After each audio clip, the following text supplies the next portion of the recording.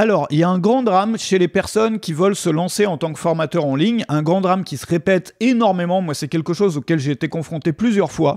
C'est des personnes qui se lancent dans ce métier, qui créent un beau produit, une belle formation, qui sont vraiment fiers d'elle, qui ensuite, dans un deuxième temps, vont lancer ce produit, vont le proposer à leur audience. Ça va être un flop énorme, ils vont pas faire de vente ou ils vont en faire très peu.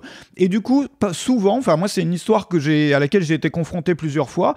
Parfois, ils vont juste être complètement découragés et puis revenir au salariat, tout abandonner, tout arrêter à cause d'un produit dans lequel ils avaient mis vraiment du cœur, vraiment mis de l'effort et qui n'avait pas marché derrière.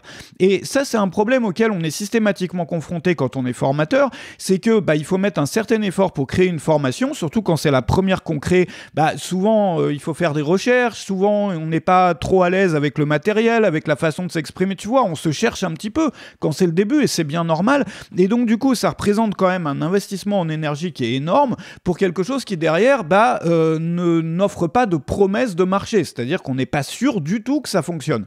Et moi, il y a une méthode que je te recommande si tu es dans ce cas-là ou si tu veux être certain à 100% ou quasiment à 100% que ton produit va marcher, c'est de lancer ton produit, ta formation en pré-vente avant même de l'avoir créé. Et je voudrais t'expliquer un peu comment ça se passe. Il suffit en fait de créer la page de présentation de ton produit, c'est-à-dire tu crées ta page de vente, tu expliques aux gens sur cette page qu'ils vont apprendre dans la formation, tu fais un peu le sommaire de la formation, enfin bon, je t'apprends rien, tu fais une page pour présenter ta formation. Simplement, la seule différence, c'est que au lieu d'avoir un bouton d'achat classique, c'est-à-dire un bouton pour acheter la formation ou un lien pour acheter la formation et la recevoir tout de suite, tu vas mettre par exemple la formation sort le 5 novembre à 10h ou bien le 25 février à telle heure. Bon. Et tu peux profiter de 50 € offerts en réservant ta place maintenant, soit par exemple 99 € au lieu de 149 €. C'est-à-dire, bon, évidemment, tu modifies la date, tu modifies le prix. L'idée, c'est que tu proposes ta formation en pré-vente, donc tu l'as pas du tout créée, tu l'as pas encore créé, tu as juste une idée de produit, tu crées une belle page pour ça, donc tu as juste l'investissement en temps et en énergie à donner sur la création de la page, donc avec ton titre, avec tout ça, simplement. Au lieu de dire aux gens « reçois la formation tout de suite », tu leur dis « achète-la en pré-vente » et pour remercier les gens de la prendre en pré-vente, tu as une offre avec une réduction.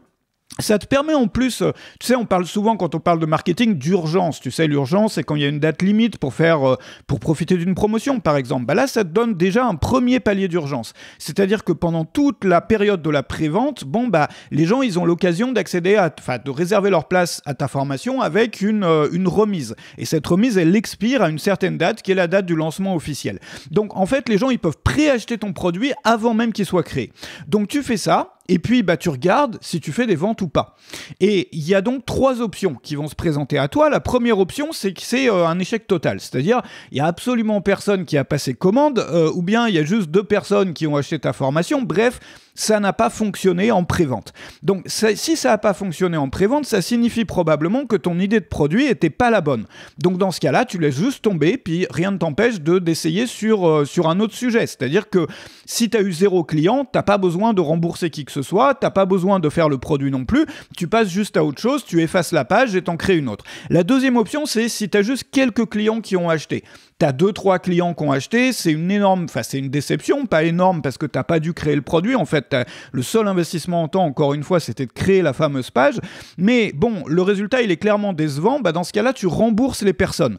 Ou bien, tu peux même leur proposer un échange. Tu leur dis, voilà, j'ai décidé finalement de pas faire cette formation. Je te remercie de l'avoir prise en pré-vente, mais du coup, j'annule parce que je pense qu'un autre sujet conviendrait mieux aux personnes qui me suivent. Donc, si tu veux, je te propose 2 choix. Soit échanger, c'est-à-dire si tu as dépensé de temps pour avoir la formation, je te propose d'en choisir une sur mon catalogue. Du coup, si la personne accepte, t'as pas besoin de la rembourser. Et puis, si la personne refuse, alors tu la rembourses. Et bien sûr, tu crées pas le produit. Donc, tu n'as pas à créer le produit. Donc, t'imagines, si tu l'avais pas vendu en pré-vente et que ça n'avait pas marché, t'aurais dû non seulement faire la page de présentation, mais créer le produit en plus. Et puis la troisième option, c'est si les résultats ils sont bons. Si les résultats en pré-vente ils sont satisfaisants, tu crées tranquillement ton produit en étant certain de la réussite, étant donné que les gens ils ont déjà acheté ou une bonne partie des gens ont déjà acheté.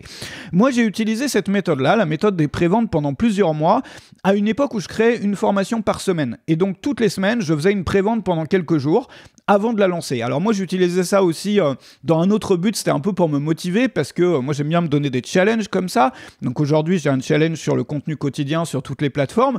À l'époque j'avais ce challenge de créer, et que j'ai fait pendant des longues périodes, de créer une nouvelle formation et de la lancer toutes les semaines.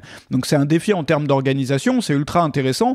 Et l'une des choses que j'avais faites, c'était effectivement ça, c'était pour être, tu vois, pour me vraiment ne pas procrastiner, vu que la formation était déjà vendue, si tu veux, j'étais obligé de la faire, et donc ça m'évitait de procrastiner, de faire des préventes. Alors j'ai créé une leçon vidéo qui se trouve sur Web Marketing Junkie, donc sur ma communauté, dans laquelle j'explique toute la stratégie des préventes en détail. Ça s'appelle faire des ventes avant même d'avoir créé un produit, la méthode. Et je vais te montrer moi tout ce que j'ai essayé autour de ça, je vais te donner des astuces, des idées. Donc une fois que tu es membre de Web Marketing Junkie, ou si tu l'es déjà, si t'es pas membre, regarde dans la description, il y a des tonnes et des tonnes de leçons. J'ai ajouté une formation d'ailleurs complète récemment, il y a pour 1200 € je crois, regarde sur la page, tu vas voir le chiffre exact, de formations qui sont offertes. Il y a une leçon vidéo quotidienne, donc tous les jours, il y a des zooms, il y a plein de choses. Et si tu nous rejoins, cherche faire des ventes avant même d'avoir créé un produit. Tu cherches ça dans la barre de recherche, tu vas voir ma leçon là-dessus. Bon, il y a toutes sortes d'autres leçons sur les lancements de produits, création de produits, tout ça. Je t'invite à regarder et je te retrouve demain pour un nouveau contenu.